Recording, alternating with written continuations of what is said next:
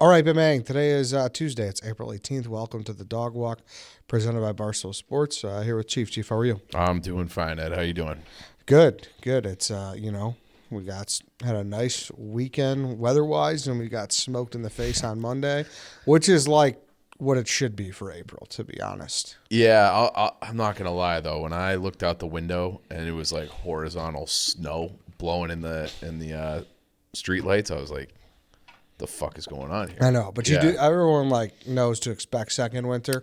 So anyone that wants to complain or be surprised by it, disingenuous, or It's one aloof. of those. It's one of maybe it's aloof is the word, because I feel like I fall for this trap every single year. I stopped by my way home on Thursday last week, Wednesday last week, and I'm like, fuck, I got to get myself some spring clothes. Yeah. So I stopped off at a store. I had to get a few shirts, and because I'm like, I don't have anything. I've been all my whole closet is like hoodies. Some Muggsy shorts. So, had to get in there, a little bit of rollback action, all that kind of stuff. So stopped on, Southport is like that's my neighborhood. That street is girl heaven. I don't know if you've Dude, yeah, that street has really come up. Yeah, they have one store that is that I could shop at. They're gonna fucking run poor old Lang's off the block soon.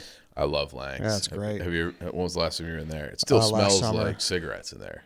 Yeah, and they have the drop ceiling, the white tile ceiling. Yeah. You can still see the yellow cigarette stains in there. It's a good spot. Fucking awesome. I love Lang's. The bartender was just like, Jameson, and must have took 4 shots with him. It's a good great guy. It's a great little spot, and so is Guthrie's over there. It's off of Lakewood. It's a good spot too. So there's a couple little establishments that are more my speed, but for the most part, girl heaven up in Southport. It is. I'm excited about today's topic. Me too. I'm into this show. I don't know what the internet's saying about season 4, but season 4 we're talking about Succession and the real story behind it, the real family behind it. I'm into it. Are you caught up? Yeah, I actually caught up this weekend. Okay. So I'm fully caught up. I watched Sunday's episode. Yeah.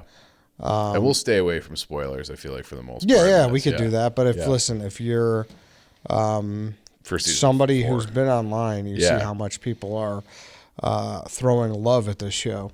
It's really good. Yeah. I don't know what I have it in the Pantheon yet. I don't know if it quite reaches that cusp for me, which I know people are going to attack me for. Mm-hmm. But it's really, the writing is sensational. The writing, it's the one-liners in the characters and the way they bust balls is top notch. It's great, and it's a show that I hate. There's not one character that I think is good. I hate all the characters, but I still love all the characters at the same time. There's no revered person. Yeah, or even a true anti-hero. I love Don Draper and I love Tommy Shelby, who are objectively not good guys. But you still root for them. Yeah. There's nobody in this show that I'm rooting for. You're just kind of watching the carnage kind of take place. And I think I've never really seen a show like that. I thought season 3 might have dipped a little bit. I've been very into season 4. Was that the COVID season? 2 was the COVID season, maybe, where you could tell it was a little cut together, maybe. Or just one location. But then again, it's a show that their scenes are in the same spot and they're a long 10-minute scenes. Yeah. There's not really a lot of moving in and out. Or even in the same one whole episode where they're off at a retreat, they're all just doing weird, for sure. This last week's, I think the whole thing was in the dad's apartment. Or the that's a good point. I think the whole you're episode was set there. And then the other one, the whole thing was basically set between the private jet and the boat for the wedding. Yeah, so, exactly. Yeah, it's a good observation, Ed. Yeah, that's why I could see why. Did you go to film school or something? No, that's Tom. Yeah. But yeah, today is kind of the behind the scenes of that, which I think people will find interesting as well. Yeah, because there's so much of this that is steeped in reality or half truths about. Supposedly, the writers and the producer of the show say that they pull Succession stories from all sorts of families, and they specifically say the Redstone family, which is Viacom and CBS. Sumner Redstone just died maybe 2 or 3 years ago. All kinds of dirty laundry with that guy, leaked emails and tapes and horny old bastard, kind of like Logan Roy was till the very end, just trading in women every few years, which we'll get to another guy like that. And then the Sulzbergers and the Bancrofts, they say that some of the families are based off of them. So the Sulzbergers have been, they're the publisher for the New York Times, and they're more of like a stable family, we'll say, because they're in the fourth generation of having the publisher of the Times from that one particular family, and they kind of liken them to the Pierce family, who do like PGN, isn't that what it is? The rival network that they're always trying to buy, and then it's like supposedly it's like the Sulzbergers and the Bancrofts. So the Bancrofts were like this old Boston aristocratic family, and they were the ones kind of behind the Wall Street Journal. So they kind of took those two families to make the Pierce family. And so, you're trying to buy them, and like News Corp, which is the Murdochs, which is what we'll get to, they eventually did buy out the Bancrofts. And so there's all kinds of like real world stories that of things that actually happened that they draw from to create Succession. And it's like, it's such a, like it's in their heads a little bit. Okay. So Rupert Murdoch just got divorced again. Okay. He got divorced in 2022, and he was gonna, he was engaged to this radio host for a while. And he was like, I can't do this. He's 92 years old. Okay. He's 92 years old. He was going to get married again at 92, decided against it. But he was engaged for a minute. But one of the conditions of the divorce was that the ex-wife could not give storylines or tips to the writers of Succession. So that's how like accurate it's supposedly portraying the family, is that they're like, well, we can't have another source on this. And it's because the writers of Succession have like obviously like fantastic writers for like the dialogue and things like that, but a lot of the plot they've hired 3 consultants that are former or current media journalists who have like covered these dynastic families for decades. And that's where they're drawing upon a lot of these different storylines and like these, acquisitions or almost acquisitions, and the family squabbling. And the more you dig into it, the more you realize just how similar the Murdoch family is with the Roy family, because it's just, it's actually like stunning how close it is. And then, like I said, they said they drew from other things, and like the Hearst family. You ever seen the movie Citizen Kane or heard of it? Yeah. So that's supposed to be like the Hearst family, and they're still like a media tycoon type family too. It's just not as prominent as the Murdochs. The Murdoch family, like they sold, and this was kind of reflected in the show too, when they like kind of stripped away the majority of the business and sold it. Well, News Corp did that too. So News Corp, they used to have like 21st Century Fox and all these different giants that they spun off to Disney. You know what they sold those portions of the business for Disney? Oh, it was huge. I remember when it happened. It was like 2017 or something like that. Yeah, there was going to be like a monopoly law. Yeah, like antitrust. Yeah. So it went through, obviously, but it was for like a little over $71 billion. $12 billion of which was given to Rupert Murdoch's 6 children. So Rupert Murdoch has 6 children. Obviously, in the show, Logan Roy only has 4. But similar to Logan Roy and that family setup, the Murdochs, he has 2 children that like have no,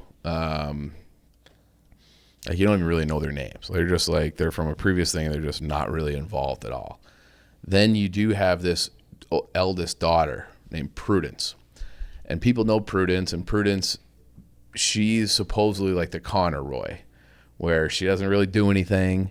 She just kind of lives off, the family wealth, and she doesn't want to be involved. She's just like the get along sibling, but not really ever truly vying for any power within the family or major roles. She's been given, they're originally from Australia, and that was a little bit of a different thing with Rupert Murdoch versus Logan Roy. Like Logan Roy, they kind of portray him as this like bootstrap, self-made tycoon.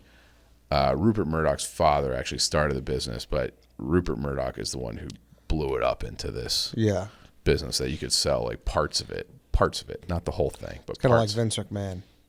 His dad started WWF. Right, but he didn't get it to the heights that, yes, that's a perfect analogy. And where was I in this? Oh, yeah, and then like another character, like they have like this like kind of tech guy, the Swede guy coming in, he was running this fictional streaming service called Gojo that was coming in to buy Waystar Royco. Well, they say that guy's based off of Daniel Ek, who's the CEO of Spotify, a Swedish guy out of that. So like, there's a lot of little things. And remember they had, I think it was season 2, they had that digital company Valter that they bought. That's Vice News. Okay, like that is Vice News to a T, to the point where it was like, Logan was really driving it. Well, Logan's character is really based on the eldest son named Lachlan, and I'm sorry, or that was James. I was doing the Valter thing and doing the Vice thing. So James Murdoch was the younger son. He actually was put on. They invested 5% share in Vice. The Murdoch family did, and he got to sit on the board because they were like, "Oh, everything's going digital," and that was going to be the future. And then the Vice kind of imploded. It's still around, but it's not what it was in the mid 2000s, where it was like seen as this next media giant. And that was like very similar to what happened in the show as well. And then when you break it down, like Lachlan versus Kendall, right? Like Kendall is being groomed, and that Lachlan was seen to have been being groomed to take over forever. But the father just won't leave. He won't leave. And then so you have Lachlan is basically like the top guy aside from his father at News Corp, which has Fox News, it has all the media, all the papers, the New York Post, Sky News in England. It is a behemoth, a giant. And then some kind of controversy happens and he abruptly steps away. So they always have, like in the show, they're always like, oh, like who's the favorite child, who's the favorite son, and they're always kind of jockeying, well, you're in now and now your other brother's out. And it's been the same way with the Murdoch family. So Lachlan was always the guy. He's out abruptly. In steps James. James was always seen as like the more rebellious one, and there was a lot of people that had like angst about his potential to take over because say what you want about the cable news, which I think it's basically disgusting the way that they do the news now. But Fox was always, more right-leaning, more Republican. James is like not cut from the same cloth in terms of political views that his father is. So James was like openly campaigning for Biden. So there was like this worry that if James gets in control of Fox News and he's this liberal, well, then you have CNN's liberal, MSNBC's liberal, and then he would turn Fox News liberal as well. And so there was like, okay, well, like if he's the guy, we can't really have him. We have to push him back. So, and then he's also known as like this kind of like wild card, a little bit of a fuck up guy, which I guess all the kids in Succession are fuck ups to one degree or another. But James, just like Roman in season 1, he's a big part of like the studio, like the movies and stuff like that, if you remember that. Mm-hmm. James was running he was a COO and then CEO of 21st Century Fox when that was under the News Corp umbrella. So it's like they like mirror things so closely. And then you see, remember it was the scene where they were going to have like Shiv's wedding, and he's like, oh, I got to get to the wedding. And they had that like rocket launch. And he's like watching it like on his phone and it completely fucks up. And so that like was, they say, was akin to like the biggest scandal that the Murdoch family has had. They had this widespread phone hacking allegations where they had to go before British Parliament and get questioned. And it's the father and it's James sitting there being questioned because James was like overseeing the company because he had slid in for Lachlan at that point. And there's this great video on YouTube. It's like a minute 30 seconds where they show them like clip by clip. And it's like, this is the same scene. One's real, one's a show. where it's like they're just getting questioned. They're saying their responses are very similar. So like the writers on HBO, when they try to be like, well, it's not really just them. Yes, it fucking is. It's like exactly them. The original screenplay of the HBO show was just called Murdoch. It was just called Murdoch. Murdoch. I got Murdoch, the two.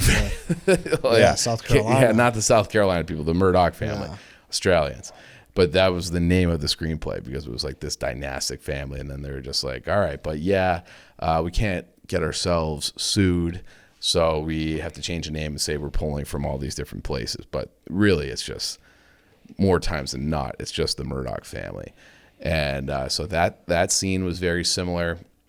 They also had the scene, I think it was season 2, where they go out for a retreat to Connor's ranch in New Mexico. They bring like a family therapist, and it's like, hey, like we're trying to ease the tensions. And turned out it was like a whole publicity stunt by Logan Roy. Do you remember that?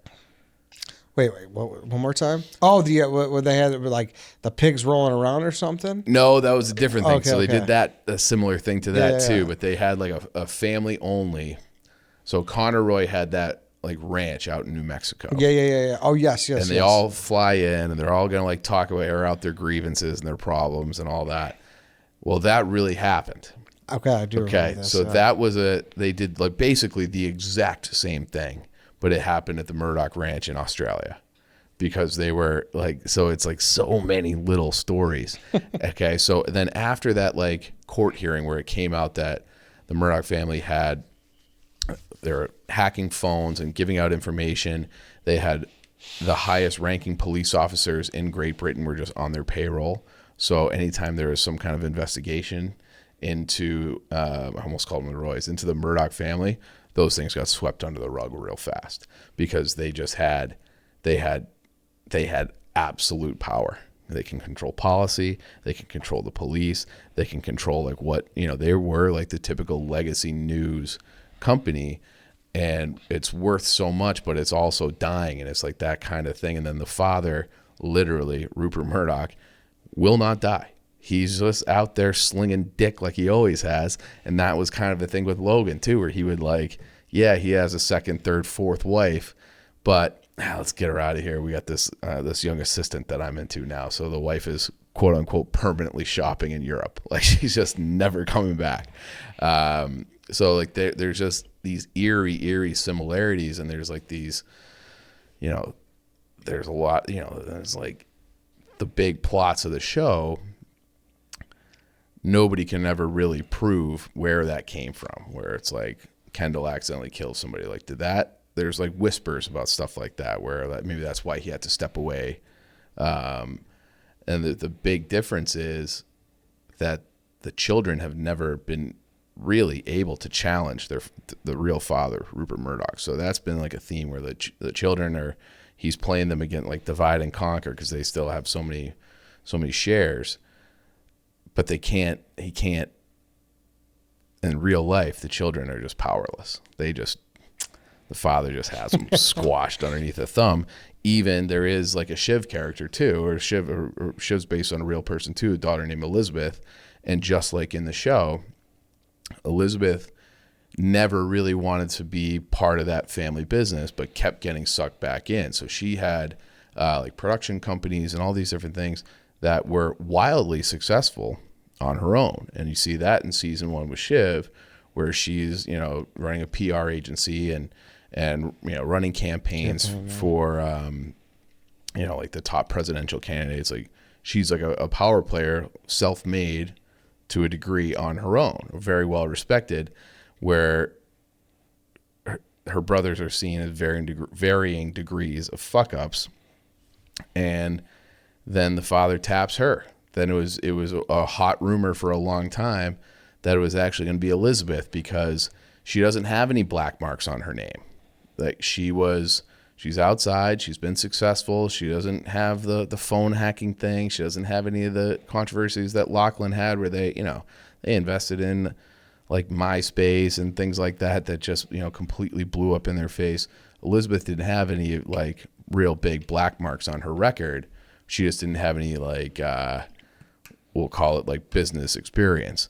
So that was they built the whole Shiv character based upon Elizabeth Murdoch. So everything is like so accurately and closely tied, and there's stories coming out.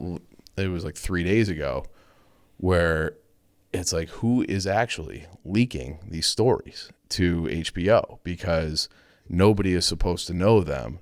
And now they're having these divorce settlements where it's like, hey, you can't tell us shit. You can't tell them shit about our family, because everything just ends up in the show. Mm-hmm. Their whole family history just ends up in the show. And it's still like this ongoing saga in real life, because Murdoch Rupert just won't die. He's got to have like secret healthcare medicine that no one knows about, because all of his contemporaries have really kind of fallen by the wayside. Some their Redstone was like kind of a rival, although some of the Redstone was on record, and he the guy in the show where they kind of wheel him around in a wheelchair. Yeah. That's got to be Sumner, because it looks like the facial expressions, like everything looks very much like him. And but Sumner Redstone was just like, yeah, look at he's been a rival, but like we still talk, we get together on things, and then they're like, well, is one of them, is your company or his company too big for the other one to buy it out? And he got like real defense, like, they'll never buy us out because I'm in charge, like, and I'll never sell. And I was like, whoa, like, dude, we're just wondering if you're like too big to acquire. But it was like they get like these rivalries that only exist probably in this space, that is all kind of supposed to be behind the scenes, and it just never plays out that way. And then and Rupert, that heart is still ticking. The funniest thing, though, this made the rounds maybe like 3-4 months ago when this divorce, or like the stuff about his divorce came out. You know how he asked his wife for a divorce, or told his wife he was getting a divorce? I don't know. Just wrote her an email.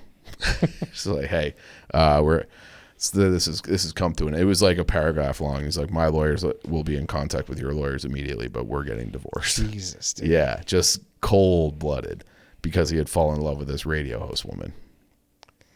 Dude, this is crazy. Yeah, I mean, it's one thing because, I mean, at this point, Secession's so big that there are a lot of people who probably don't care about the comparisons and just take the show for what it is. I wonder how many people don't even really know. That's what I'm saying. Yeah, like I don't think it's that big, right?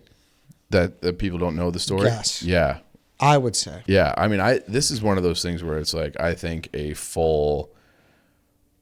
when Rupert goes, I think there will be like a Netflix real documentary about this whole thing. It's got to be. Has to be, where you get like people telling like the real truth, because Murdoch still just has so much power. I think people are afraid of him, and that's why it's so hush hush when these stories get out that no one really knows who's leaking them. Like the big business deals, obviously, like that's public information, but like the infighting and the squabbling and all these the power games, and it's like known that Rupert will pit his children against each other, just the same way that Logan does, where it's like you're competing for your father's love against your brother or your sister. It's wild. It's a wild family dynamic that is actually sounding true. And like the whole Prudence, Connor Roy actually might be my favorite character on that show. Yeah, he's pretty funny. He's pretty funny. Tom Wamsgams is hilarious too, but he's turned into like a little ratty snake. And I think Roman's the best as far as like comic relief. Yeah, quick wit. Yeah, it's so funny, dude. Yeah. Well, like that was like his first line in that show was like what kind of got me hooked. It was like the father's birthday, season 1, and like Connor had gotten him like a sourdough bread like starter kit. He goes, "Oh, you got him goop." Like everyone's giving him like $100,000 watches. Like, "Oh no, you got him some goop. Good for you." He'll love that. Yeah. And then they even have like there's this guy. You should look up this guy. He's a character, but it's like the Carl character in the show, the bald guy with the cul-de-sac looking. Is that Frank, you mean? Frank. Sorry. But it's Chase Carey. And this guy is just like, he was the COO forever, just like Frank was in the show. And he's got this like wild, like handlebar mustache, but he's been Rupert's right-hand man. And then he's been like kind of in and out, and it was like, well, we're bringing James in, and James is going to run thing, and so it's like, okay, like Frank just doesn't really have a chance, and it's like there's so many things that are so like the biggest throw off is that they don't have Australian accents. Like that's the only like misstep, is that the kids are supposedly like from in and around New York. Other than that, it is just bang on between the Murdochs and the Roy family. That's unreal. Yeah. That's unreal. Yeah, and I feel like this season is like the first season, because they have said that this is the final season of Succession, is going to be season 4. This is the first season where it's kind of deviating from like the real family story. Yeah, it feels that way. Yeah, obviously, no spoilers, but yeah, there's an obvious reason why we're saying that. Damn. Yeah, just. There was the Roman the dick pic scandal. Was that a thing? Oh, so this is one of those things where it's like I don't know if it's true, so I didn't want to bring it up, but because you asked, there was supposedly like that was how they caught him. It was one of the reasons why he got caught in the phone hacking thing. So I don't know if that's true, but it was like he was using their phone hacking capabilities for his own personal gain to try to get into like delete pictures off of other people's phones, because like he had been slinging that dick over text, but there's no real proof of that. I don't know if that's true. I read that somewhere while I was getting ready for this. But that was like one of the allegations, that they were using the phone hacking thing for personal gain, and they alluded to like scandalous pictures, like scandalous family pictures, which I would assume would be him. Yeah, but who knows? That could be completely false. Yeah, right. Yeah. All of this could allegedly be completely false. It could because it's just loosely based on them. Yeah. So exactly. Yeah. Interesting stuff. Yeah. That makes it kind of makes the show better if you know the background. Can you imagine being one of these brothers, being like, how the fuck did they find out? You know, but you're just watching like your own life, kind of a fictionalized version of your own life play out on HBO every Sunday night. Nope. Couldn't imagine that. Yeah, it was just not as exciting. Yeah, it's crazy. My life wouldn't make for a very good TV drama. It's crazy. Yeah. All right then, Chief. All right. Thank you. Thanks everybody for listening. Thank you for watching. We will be back tomorrow. We will see you then.